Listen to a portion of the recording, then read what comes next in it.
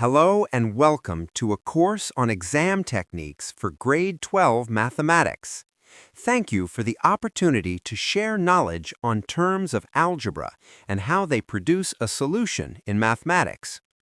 Here, the focus is on how to use the Bodmas rule to simplify various quadratic or exponential expressions into their standard forms.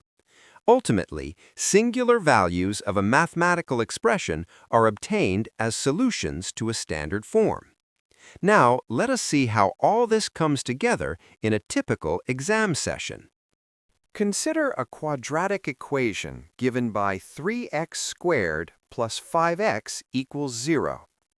The expression is already in standard form with two terms. To solve for x, first the expression is factorized by taking out the common factor x, such that the equation is a product of x and 3x plus 5 equals 0. Furthermore, the nota bene in this slide implies that either x equals 0 or 3x plus 5 equals 0. Therefore, the solution for x is either 0 or negative 5 over 3. Suppose a quadratic equation is now given by 4x squared plus 3x minus 5 equals 0. Notice that the expression is already in standard form. Solutions of x are also irrational. Therefore, the quadratic formulae are used to obtain the solution for the equation. The formula can be found on the back of a question paper on the day of the exam. To apply the formulae, first note that the value of a equals positive 4, then b equals positive 3, and then c equals negative 5, and then plug these values into the formula as shown in this slide.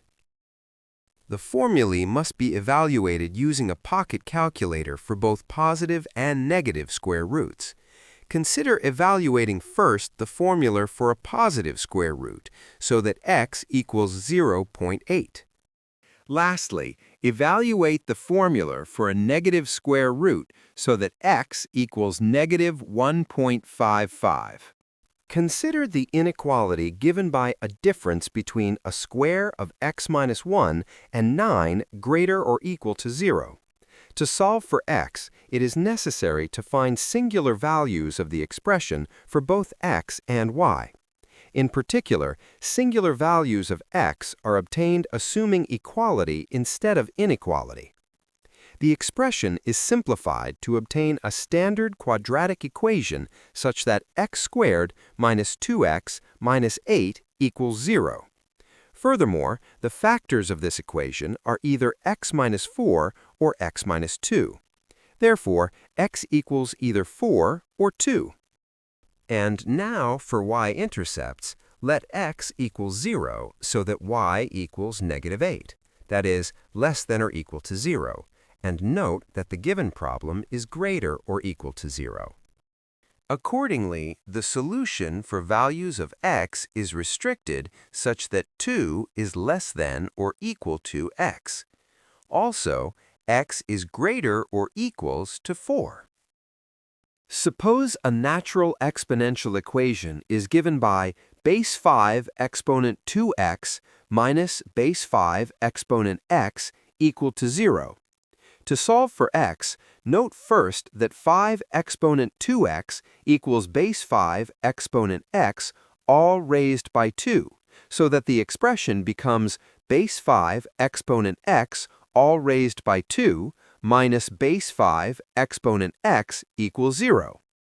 Then let k equal base 5 exponent x, so the expression is a standard quadratic form given by k squared minus k equals 0.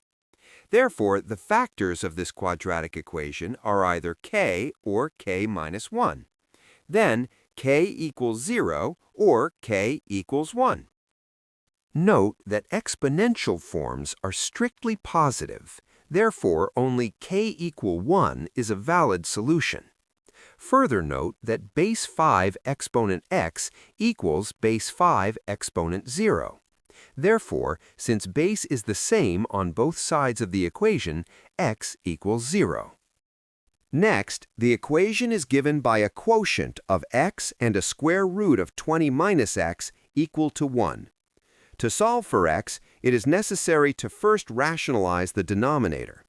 Multiply both sides of the equation by square root of 20 minus x, then simplify to obtain x equals square root of 20 minus x.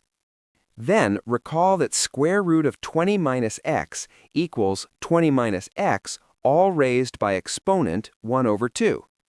Now square both sides of the above equation, which then simplifies in order to x squared plus x minus 20 equal to 0. Then, a quadratic equation in the previous slide has factors x plus 5 and x minus 4. Therefore, x is either negative 5 or positive 4. Lastly, a validity test is necessary with respect to a function in square root, which must be strictly positive. The test function is 20 minus x. Therefore, when x is equal to negative 5, the test function equals 25. And when x is equal to 4, the test function equals 16. Then, both values of x are valid. For problems of simultaneous equations, the two expressions are given by x plus y equals 9, which is labeled number 1, and 2x squared minus y squared equals 7, which is labeled number 2. Now, from equation number 1, let y equal 9 minus x, and label this equation number 3. Substitute equation number 3 into equation number 2. Using the BODMAS rule, the equation is simplified to a standard quadratic form given as x squared plus 18x minus 88 equals 0. This is factorized by x plus 10 or x minus 8, so x equals negative 10 or x equals 8. Then, for values of y, substitute values of x into equation number 3. Therefore, when x equals negative 10, y equals 19. And when x equals 8, y equals 1. This last question involves defining the function of products and factoring it completely. Let p equal 1 minus a, and t equal a product of terms of 1 plus a power of a. Exponent a in term 1 is 1 and doubles at each term until the last term with exponent 512. To simplify the product p times t, use differences between two squares. First, note that a product of 1 minus a and 1 plus a is such a difference in two squares, as shown on the slide. When this is repeated a number of times, p times t simplifies to 1 minus a exponent 1024. I hope you enjoyed my thoughts on exam techniques for mathematics questions on algebra. Please subscribe to our channel, like this video for more likewise, and share it with like-minded friends. See you next time!